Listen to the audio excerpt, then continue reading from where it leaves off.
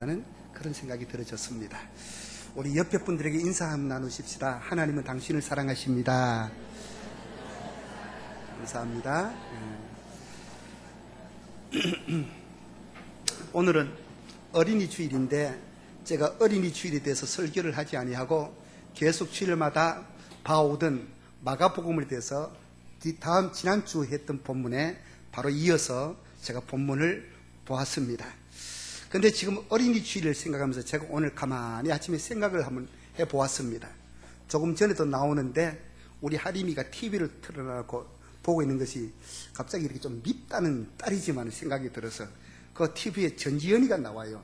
새끼가 얼굴은 전지현보다도 더 잘생겼는 게 왜 이래 아빠 속을 썩이냐? 그랬더니 아빠 아무리 그래도 그건 아니래. 뭐가? 그러니까 내가 전지현보다 더 잘생겼다는 거는 그건 아니라는 거예요. 그래서 막 어디 가면 물어봐라. 아빠 마음은 네가 전지현보다도 더 이쁜 게 사실인데 그랬더니 아무리 그러지만 지 새끼라고 하지만은 그건 아니라라고 그런 이야기를 해요. 제가 어렸을 때 어른들이 보면 우리 어렸을 때만 해도 너 이 다음에 커서 뭐 될래? 이러면은 대통령, 또 군인, 판사, 검사, 이렇게 학교 선생님, 이렇게 경찰 나중에 이제 면서기까지 이렇게 주로 이제 공무원 평생 이제 바꿈지 말고 살아라고 어른들한테 그게 세뇌가 돼가지고 그런 얘기를 많이 한 적이 있습니다. 근데 요즘 애들한테 초등학생들한테 너 이 다음에 커서 뭐 될래? 라면 첫 번째가 연예인 이런 대답을 많이 한다는 겁니다. 그래서 지금 여러분 한국의 엔터테인먼트 회사들이 굉장히 이렇게 많이 뜨지 않습니까? 근데 어느 중학교 때 중학교 2학년 학생들에게 자신의 장래 희망이 뭐냐 했는데 가장 많이 자기가 되고 싶은 장래 희망이 조폭이 되겠다고 나왔대요. 여러분 조폭이 뭡니까? 깍두기 머리를 해가지고 저기 막 이렇게 검은 마이를 입고 떼지어 다니는 이런 사람들이 조폭들이잖아요. 왜 이런 애들이 장래 희망이 조폭이 가장 많이 나왔을까? 어떤 그 문화사역자 하는 말이 이런 것 통계가 나온 것은 아마도 한국의 그 미디어의 영향이 가장 큰데 특히 보면 영화 같은 것들을 보면은 여러분 이 모든 영화의 공통점들이 뭐냐 하면은요 어떤 장르든지 보면 거기 반드시 조폭이 등장하고 그 조폭들이 그 삐뚤어진 그 사고를 갖고 있는 사람들이 더 삐뚤어진 그 어떤 집단을 까부수는 이런 것들이 주로 영화에 많이 등장하고 있습니다. 내가 이건 무슨 그냥 내가 혼자 생각을 해봤어요. 여러분 조폭들이 등장하지 않으면서 그 영화가 히트친 거는 내가 볼 때는 국제시장 또 그 명랑대첩 이거 하나밖에 두 개밖에 없는 것 같아 느낌이 들어요. 우리가 영화를 보면은 내가 영화 강은 아니지만 좀 자주 보죠. 옛날부터 친구라든지 뭡니까 말죽거리 잔혹사라든지 장군의 아들이라든지 전부 다 이런 조폭들 깡패들이 등장을 해가지고 그래서 이제 그 조폭이란 구조를 통해 가지고 더 나쁜 어떤 그 사회 부조리를 깨부시는 나름대로 삐뚤어진 정의가 그 속에 있기 때문에 사람들은 그 영화를 보면서 대리만족을 누리고 카타르시스를 느끼는 이런 일들이 있기 때문에 그 영화가 인기가 있다는 말입니다. 그래서 이 영향력이라는 것, 오늘 이 설교의 제목을 누르, 다른 말로 영향력이라는 이런 제목을 잡았는데 우리가 모두 부모 세대에서 이 땅에 살아오면서 얼마만큼 우리가 영향력을 끼치고 살아왔는가 정말 우리가 심각하게 한번 생각해 봐야 되는 겁니다. 여러분 사사기에 보면은요 이스라엘 백성들이 모세의 영향권 안에서 모세는요 이스라엘 백성들이 민수기 때는 광야를 40년을 돌아다녔잖아요. 이제 그들이 요단 동편 가나안 땅 입성을 앞두고는 모세가 다시 한번 율법을 재강론합니다. 그 율법을 재강론했던 내용이 바로 신명기서인데 그 광야에서 애굽에서 나온 1세대들이 광야에서 다 죽고 마지막 모세로부터 광야 세대가 그들의 말씀을 듣고 사사기에 들어왔는데 이들은 이제 사사기에 들어와서 자녀를 낳는데 다른 세대들을 낳았다는 거예요. 여러분, 다음 세대들은 부모의 신앙이 자식에게 물려가는 것, 이거는 다음 세대고, 다른 세대란 말은요, 부모의 어떤 이런 좋은 신앙들이 자식에게 전가되지 않는 신앙이 다른 세대라는 겁니다. 한번 생각해 보십시오. 나는 과연 우리 자녀들에게 얼마만큼 영향력을 미치고 살아왔는가? 진짜 이라면 우리 자녀들이 내만큼 믿음이 있는가? 여러분, 내만큼 믿음이 없는 것 같고 어떤 그런 영향력을 못 미치고 살아왔다면 우리는 다시 한 번 더 이 어린이 주일날 때 우리는 반성을 해야 된다는 사실입니다. 오늘 본문에 보면은요, 이 영향력에 대해서 예수님께서 제자들에게 따끔하게 질책하는 모습이 여기에 등장하고 있습니다. 오늘 주신 본문은요, 우리가 잘 아는 대로 어떤 사건 직후에 있었는가 하면은 주님께서는요, 보리떡 5개와 물고기 2마리를 갖고 5,000명을 먹이고도 12광절이 남게 하신 사건이 있었고, 칠흑 같은 캄캄한 밤에 제자들이 배를 타고 가다가 배가 뒤집힐 정도의 풍랑을 만났을 때 예수님께서는 바다 위로 걸어오셨습니다. 제자들은 바다 위로 걸어오시는 주님을 보고 유령인가 하여 그들은 놀랐다라고 말을 합니다. 그런데 예수님께서는 바다 위로 걸어오셔서 배 위에 올라서 바람과 바다를 꾸짖었을 때 바람과 바다도 잔잔해지니까 제자들이 하는 말이 이가 누구인데 바람과 바다도 순종하는 거라고 주님 앞에 이상하게 그 제자들이 여겼습니다. 예수님께서는요, 이방 지역에 가셔가지고 또다시 역사를 나타내는데 대상은 이방인들이었지만은 보리떡 7개와 물고기 2마리를 갖고 4,000명을 먹이고도 7광주리를 남기신 이런 사건들이 있었습니다. 지금요, 오늘 이 본문 속에 보면은 이 보리떡 7개와 물고기 2마리를 갖고 4,000명을 먹이고도 7광주리가 남겨진 이 사건, 이런 주님의 기적의 여운이 제자들의 머릿속에 채 가시기도 전에 주님은 또 다른 곳으로 가시려고 배를 탔는데 이 제자들이 뭐요? 도시락 준비한 것을 잊어버렸습니다. 그러니까 아이고, 그 당시에 무슨 식당이 요즘처럼 많이 있었던 것도 아니고 어디 가려 그러면은 늘 도시락을 준비해가 가야 되는 이 제자들인데 도시락을 준비를 안 하니까 그들이 우리 도시락 점심 먹을 빵을 안 가져왔다고 그들이 궁시렁궁시렁 이렇게 대고 있었습니다. 이거 어떡하냐 하고 있는데 15절을 한번 보십시오. 그게 이렇게 주님이 그걸 보시고 예수께서 경고하여 이르시되 상가 바리새인들의 누룩과 헤롯의 누룩을 주의하라 하시니 그랬습니다. 여기 이제 오해가 생겼습니다. 이 제자들이 어떤 오해인가 하면은 허기질 배를 채우는 한 끼의 도시락, 그러니까 12명의 제자와 주님 13명이 먹어야 될 도시락이 없어서 걱정을 하고 있는데 이때 예수님께서는 하시는 말씀이 바리새인의 누룩과 헤롯의 누룩을 조심하라라고 이야기를 하는 겁니다. 그러니까 여러분, 이 누룩이 뭡니까? 누룩은요, 저도 잘 모르겠습니다만은 뭔가 보면은 음식을 만들 때 이게 들어가면은 부풀어 오르는, 반려시키는 것이 누룩의 기능이잖아요.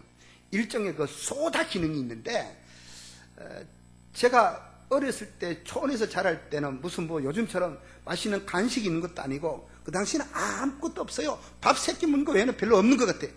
근데 어떨 때는 엄마한테 이 빵이 먹고 싶다 그러면은 그 밀가루를 반죽을 해가지고 그걸 밥할 때 뭐 이렇게 보자기 사가지고 밥에 올려놓으면 이게 누렇게 가 부품하게 이렇게 불어서 그거 이제 빵을 뜯어먹었던 어릴 적 그런 기억들이 있습니다. 아무튼 그 부풀어 오르도록 하는 것, 그게 바로 누룩의 역할이잖아요.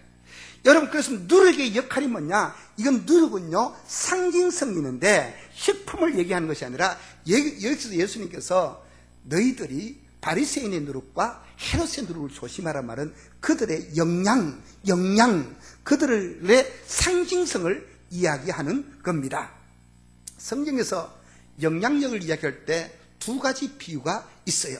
첫 번째 비유는 뭐냐 하면 여러분 우리가 잘 아는 겨자씨 비유가 있죠.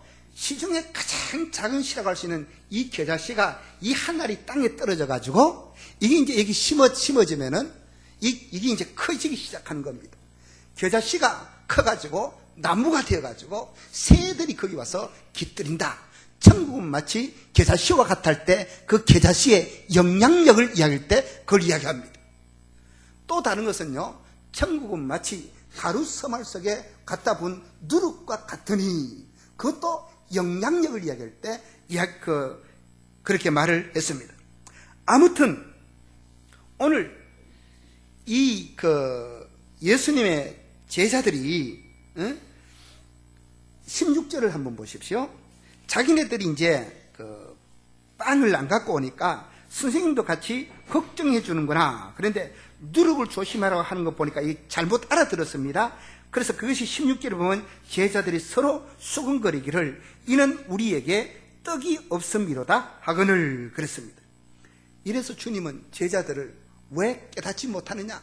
너희가 깨닫지 못하는 이유는 마음이 둔해서 그렇다라고 꾸중을 하고 이 열매를 맺는 결론을 맺는 이런 모습을 볼 수 있는데, 자 여러분 한번 보십시오. 조금 전에도 말씀을 드렸습니다마는 예수님께서 칠흑 같은 어두운 바다를 주님은 바다 위로 걸어가셔가지고 그리고 그 풍랑이는 바다를 잠잠하게 했습니다. 그리고 보리떡 5개 물고기 2마리를 갖고 5,000명을 먹이고도 장정만 5,000명 그랬으니까 여자들하고 다른 자녀들까지 합하면 2만 명 이상 되었을 겁니다. 여튼 그 사람들 다 먹이고도 12광줄이 남게 했습니다. 주님께서는요 7병 2열을 갖고 4,000명을 먹이고도 7광줄이나 남게 하셨습니다.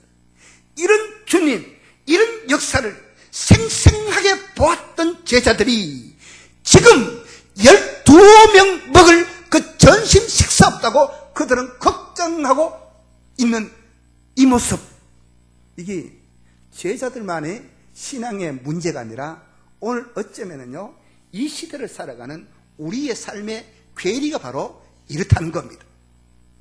여러분, 우리가요 지금 이 제자들을 보십시오.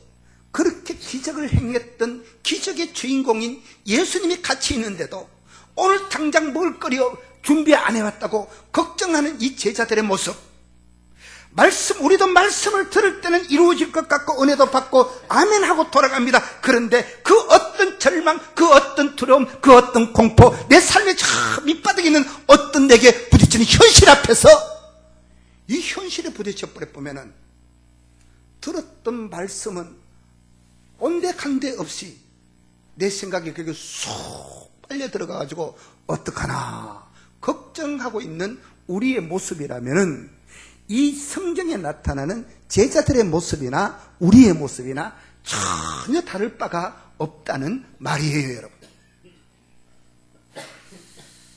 정말 어찌하여 주님은 오늘 이 제자들에게 깨닫지 못하느냐라고 질책하고 있습니다. 이 말이 무슨 말입니까? 믿지 못한다는 말이 아닙니다. 마음이 둔하여졌는데 어찌하여 깨닫지 못하느냐? 그건 생각하지 않는다는 겁니다.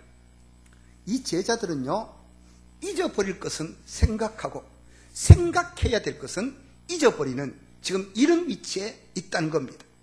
우리가 신앙생활을 하면서요, 전에도 내가 자주 말씀을 드렸습니다마는 진짜로 믿음이 중요합니다. 믿는 만큼 행동하게 되어져 있습니다. 믿는 만큼 기적을 일으키게 되어져 있습니다. 믿음이 중요하지만은 믿는 만큼 믿음도 중요하지만 그것만큼 어쩌면 믿음만큼 또 중요한 것이 뭡니까? 생각이 중요합니다. 생각. 우리가요 이 생각을 잘 해야 되는데 한번 여러분 우리의 삶을 돌이켜 보십시오. 내가 이제까지 살아왔던 내 삶의 여정들을 저 밑에서부터 한번 쫙 생각을 한번 해보십시오.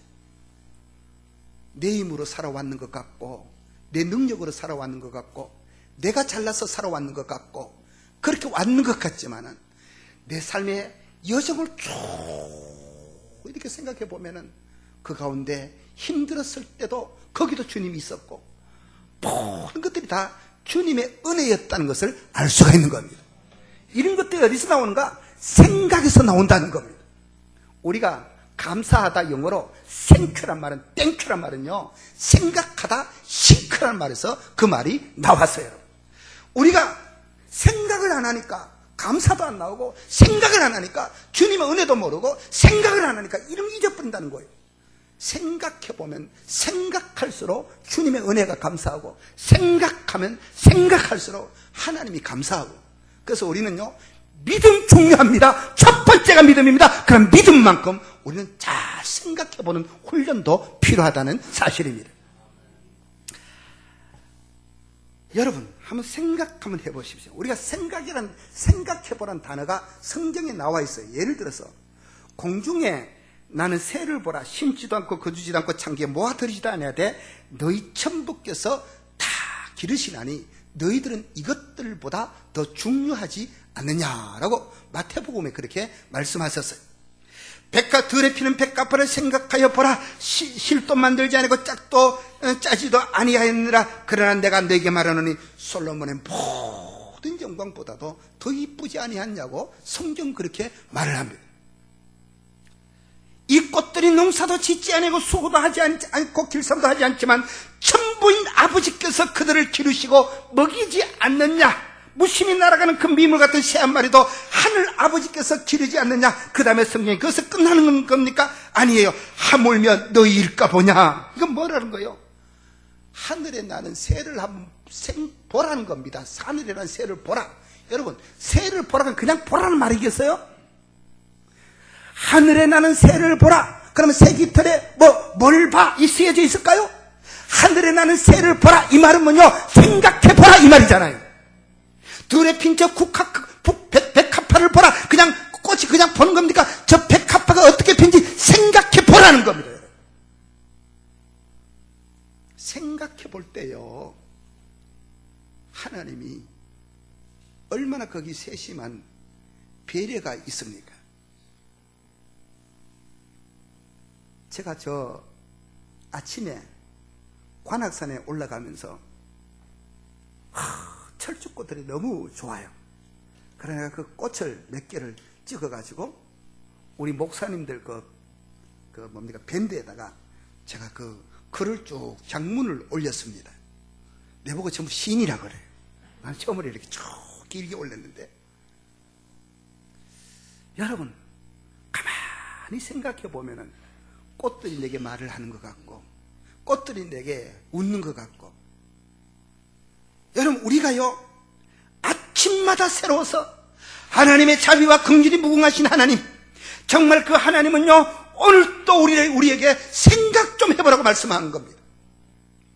제가 어린이 주일을 맞이해서 어린이 주일에 대한 설교는 하지 않아야지만은, 그러나 여러분 우리가 지나온 것들을 반추를 해보면서 앞으로 내가 어떻게 살아가야 되고 내가 어떤 영향을 끼쳐야 될 것인가, 우리가 진지하게 생각해 봐야 되는 겁니다. 자, 마음이 둔화해졌기 때문이라고 주님이 말씀하시면서 17절을 한번 보십시오. 우리 같이 한번 읽어볼까요? 시작. 예수께서 아시고 이르시되 너희가 어찌 떡이 없으므로 수군거리느냐. 아직도 알지 못하며 깨닫지 못하느냐. 너희 마음이 둔하냐. 여기 마음이 둔해졌기 때문에 깨달을 수가 없다라고 말씀합니다. 우리가요 15절에는 상가 바리새인들의 누룩과 헤롯의 누룩을 조심하라라고 말을 했습니다. 이와 똑같은 본문이 마태복음 16장에 보면은 그제야 제자들이 떡이 누룩이 아니요 바리새인들과 사두개인들의 교훈을 상가라고 말씀하신 줄을 깨달았다. 마태복음에는 이제 제자들이 깨달았다 그랬습니다. 여러분 여기 보면은요 바리새인의 누룩이 뭐겠습니까? 바리새인의 누룩은요 철저하게 외식하는 것이 바로 바리새인의 누룩입니다. 예수님은 제자들을 향하여 너희가 외식하지 마라 그랬습니다. 바리새인들은요 형식은 얼마나 잘 지켰습니까? 그들은요 주일은 목숨을 걸고 지켰습니다. 일주일에 2번씩 금식을 냈고 그들은 11조를 냈고 얼마나 형식에 철저한 사람들인지 모릅니다. 철저하게 보이는 형식은 붙들고 있었습니다. 그러나 그들의 속은 달랐습니다. 예수님께서는요, 그 바리새인들의 교훈과 그들의 가르침을 조심하라고 그랬습니다. 여러분, 정말 이 형식이라는 것, 껍질만 붙들고 애마가 앉아있는 바리새인들, 그 교훈, 그 전통을 고발하는 겁니다. 오늘날 우리 교회를 비롯한 한국 교회 아닌 전 세계 교회를 한번 보십시오. 진짜로 사도행전에 교회가 형성되어질 때 사도행전에 바로 그 교회가 오늘날 교회의 모델이라면 우리가 정말 그렇게 가고 있는가 하면 진지하게 생각해 볼 필요가 있습니다. 세계 각지에 흩어져 있는 교회들, 진짜 성경에서 말하고자 하는 그 복원하고자 하는 그 교회인가? 우리가 그런 교회의 모습을 잃어버렸다면 다시 한번 원정에 가까운 교회를 갈 수 있도록 우리는 서로가, 이 목사부터 우리는 서로 힘써야 되는 겁니다. 두 번째로 헤롯의 누룩은 어떤 겁니까? 여러분, 당시요, 여기 헤롯의 누룩이란 말은 사두개인들과 같은 누룩을 이야기하는데, 헤롯의 누룩, 사두개인들의 누룩은요, 물질 만능주의, 황금 지상주의를 최고로 여기는 누룩이 바로 헤롯의 누룩입니다. 물량주의적인 사고에 빠져있는,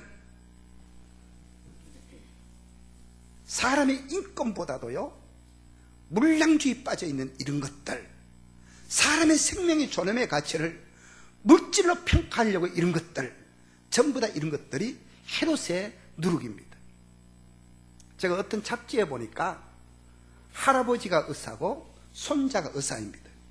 할아버지하고 손자하고 그게 대화를 나누는 장면들이 등장하는데, 할아버지가 손자에게 하는 말이, 야, 너 환자들을 대할 때 환자를 보고 먼저 미안하다라고 사과를 하고 치료를 하라 그랬습니다. 왜 그래야 되는데요? 라고 물었더니, 내가 의사인데 내가 미리 병이 나기 전에 당신을 돌아보고 예방치료를 먼저 해야 되는데 그렇지 못해서 당신이 병이 났기 때문에 그건 내 잘못입니다. 내가 미안합니다라고 그렇게 먼저 이야기를 하고 치료를 하라라고 그렇게 말을 했습니다. 나는 그걸 가만히 그런 글을 읽으면서 정말 오늘 우리는 이런 이 의사라는 직분이 사회적으로도 존중을 받고 얼마나 또 수입이 많이 생기는 그런 직분입니까? 그런데 그 존엄할 치료받아야 될 사람을 인정한다는 것, 그건 제게 짧은 글이지만은 굉장히 감동으로 다가왔습니다. 오늘 교회는, 우리는 이런 물량주의적인 사고, 철학, 이런 것들을 조심해야 되는 겁니다. 목사들도 모임에 가면은 교인 얼마 모이냐, 교인 수 물어보고, 그러면 그 다음 얼마 모이면은 재정은 얼마 정도 되겠냐, 전부 다 교인이 묻는 것은 그 교회 연보가 얼마 정도 나오겠구나, 반드시 그 교인 숫자 물어보고 연부 이야기하는 거 보면 그 생각에 밑바탕에 깔린 게 뭐예요? 물량주의적인 이런 부분이 그 밑에 깔려져 있는 것을 볼 수 있다는 겁니다. 그건 목사인 저도 예외가 아닙니다. 저 자신도 사실은 어떤 부분에서는 굉장히 타락해져 있다는 사실입니다. 오늘날요, 한국교회가, 우리는 그래도 합동축이라는 가장 많은 큰 교단이에요. 우리 교단에도요, 1년에 총신대학 신학대학원을 졸업하는 학생들이 700명, 800명 정도 1년에 졸업을 합니다. 그만큼 배출이 되어진다는 겁니다. 교회 수는 한정이 되어져 있는데, 여러분, 전국에 보면은 우리 교단뿐만 아니라 많은 신학교가 있잖아요. 신학교를 졸업을 하고 목회지가 없어서 그냥 쉬고 있는 목사들이 3만 명가량 된다고 합니다. 얼마나 많이 있습니까? 서울에도 목사이면서, 죄송합니다, 택시 운전하는 사람이 3,000명이 넘는다라는 그런 이야기를 하는 걸 들었습니다.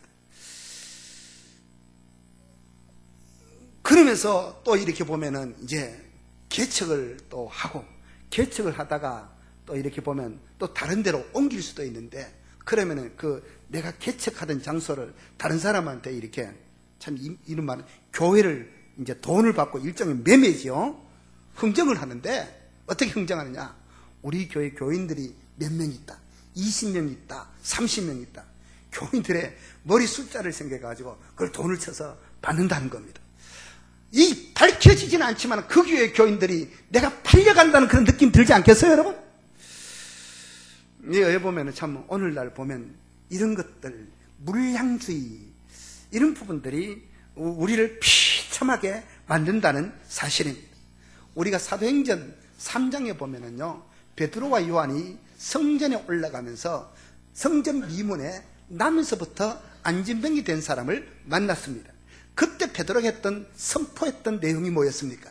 은과 금은 내게 없지만은 내게 있는 것으로 네게 주노니 나사렛 예수 그리스도의 이름으로 일어나 걸으라 했습니다. 여러분, 베드로는요, 은과 금은 내게 없다, 그러나 내게 있는 것 네게 준다. 그 이름이 뭐예요? 나사렛 예수 그리스도의 이름입니다. 여러분, 오늘 우리 안에는요, 이 물질 만능주의, 이것보다도 진짜 우리에게 필요한 것은요, 나사렛 예수 그리스도의 이름의 능력의 권세가 우리에게 필요하다는 사실입니다. 여러분,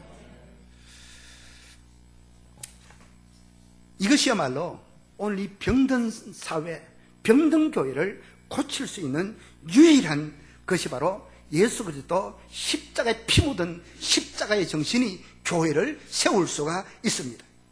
오늘 저와 여러분은 이 시대를 살아가면서 어떤 영향력을 받고 있고 어떤 영향력을 주고 있습니까? 자, 저를 봐주십시오. 우리가 창세기에 보면은요, 아브라함이 등장을 하고 그의 조카 롯이 등장을 합니다.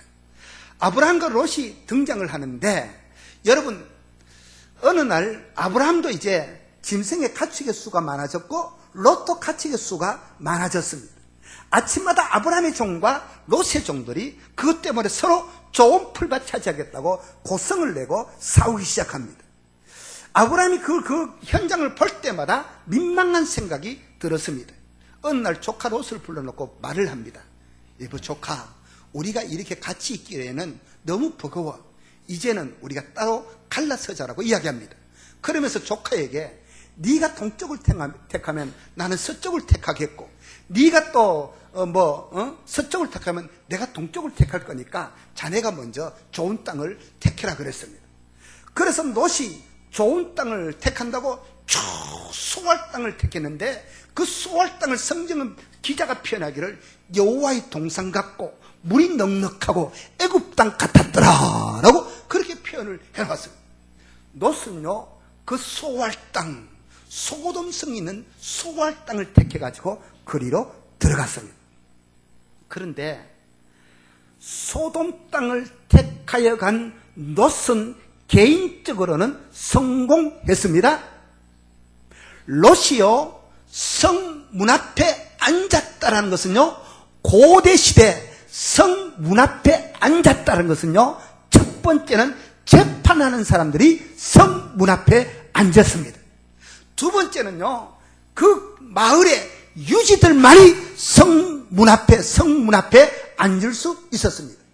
자, 롯은 그 소돔 성에 들어가서 성 문 앞에 앉았다는 것은 그 마을의 유지가 되었고 성공했다는 것을 이야기하고 있는 겁니다. 그런데 하나님의 사자들이 이 소돔성을 멸하겠다고 그 소돔성에 들어갑니다. 이때 아브라함이요, 중보자로서 하나님의 사자들을 이야기합니다. 소돔성을 멸한다, 멸하지 마십시오. 거기서 흥정이 이루어지는데 어떤 흥정이 이루어져요? 우리가 잘 아는 대로 그 소돔성에 의인 50명만 있다면 그 성을 멸하시겠습니까? 그 소돔성에 의인 45명 있다면 그 소돔성을 멸하시겠습니까? 이렇게 막 흥정을 해가는 겁니다. 나로 한 번 더 이야기하게 하십시오. 나로 마지막으로 이야기하게 하십시오. 그러면서 아브라함이 하나님의 사자들에게 묻습니다. 진짜로 그 소돔성에 의인 10명만 있어도 그 소돔성 멸하시겠습니까? 라고 묻습니다. 그때 하나님의 사자들이 거기에 의인 10명만 있다면 내가 그 성을 멸하지 않겠다라고 이야기합니다. 자, 다시. 롯은요, 소돔성에 들어가서 성문 앞에 앉을 정도로 성공했습니다. 높아졌습니다. 그런데 그 소돔성이 어떻게 해요? 의인 10명이 있었다고요, 없었다고요? 없었다는 것. 롯은 소돔성 안에 들어가서 개인적으로는 성공을 했지만은 그 인생의 영향력이라는 것은 의인 10명에게도 영향력을 끼치지 못했다는 겁니다. 우리가 잘 아는 대로 그 성이 멸망할 것이라는 하나님의 사자의 그 명을 받고 롯이 자기 사위들에게 이 성을 멸망될 것이라고 이야기했는데 그 사위들은 장인의 이야기를 뭐로 들었다 그랬습니까? 농담으로 들었다라고 이야기합니다. 그 성에서 두 딸과 같이 탈출을 했습니다. 이 딸들은 어땠습니까? 아버지에게 술을 먹여가지고 그 아버지와 잠자리를 해가지고 모압과 암몬이라는 자식들을 낳습니다. 롯은요, 인간적으로 보면 자기 혼자는 소돔성에 들어가서 성공했고 잘 살았지만 롯의 영향력은 결과적으로 뭐예요? 아무에게도 타락한 세속에 살았지 신앙의 영향력은 자녀에게도 심어주지 못했다는 사실입니다. 사랑하는 성도 여러분, 이 나중에 보면 베드로 그 전서에 보면요, 롯의 말년을 개인적으로 이렇게 소개하는데 의인 롯이 제약된 토성에서 날마다 그 심령이 상했다라고 베드로는 그렇게 표현을 하고 있습니다. 우리는 어떤 영향력을 끼치고 있습니까? 여러분이 직장에서 여러분의 영향력은 어디까지입니까? 여러분의 가정에서 여러분의 영향력은 어디까지입니까? 우리가 살아가는 우리의 이 삶의 바운더리, 일본어로 나우바리라 그럽니까? 이 나우바리 속에 우리의 영향력은 얼마만큼 여러분 미치고 있습니까? 진짜로 자녀들에게 우리의 신앙의 영향력이 미쳐지고 있습니까, 여러분? 한번 생각해 봐야 되는 것. 오늘 바리새인들의 형식의 논리에 붙잡혀 있는 사람들, 사두개인들, 헤롯의 누릇, 물질 만능주의에 붙잡혀 있는 사람들, 우리가 이런 논리에 붙잡혀 있다면 우리는 이런 영향력을 받고 있습니다. 여러분, 다시 한 번 더 제가 마지막으로 부탁합니다. 우리는 십자가 피 묻은 십자가의 정신으로 우리 자신들을 새롭게 회복해야 되는 겁니다, 여러분. 이게 회복되지 않으면 거대한 이 세상 속에 우리는 이길 수가 없다는 사실입니다. 이 한 주, 이 말씀이야 이 한 주간을 살아가는 여러분들에게 다시 한 번 더 혼동되어져 있는 내 삶의 모든 철학과 본질들을 십자가의 피 묻은 복음으로 다시 한 번 더 되새김질하고 새롭게 하는, 그래서 우리 교회와 여러분의 삶이 다시 한 번 더 새로워지는 그런 은혜들이 있기를 주님의 이름으로 축복합니다. 기도드리겠습니다. 사랑하신 우리 아버지 하나님, 하나님의 은혜를 감사합니다. 오늘 정말 마가복음 8장 14절부터 21절의 말씀을 갖고 어린이 주일날 누룩이라는 영향력이라는 제목으로 말씀을 선포했습니다. 오 전능하신 우리 아버지 하나님, 정말 우리의 영향력, 좋은 신앙의 영향력들이 어디까지 증거되어졌는지 다시 곰곰이 반성해 봅니다. 하나님, 날마다 우리를 새롭게 하여 주시옵소서. 하나님의 말씀으로 우리를 새롭게 하시고 정말 다음 세대들이 다음 세대가 나와야 되지 다른 세대가 나오지 않게 하여 주시옵소서. 예수님 이름으로 기도하옵나이다. 아멘.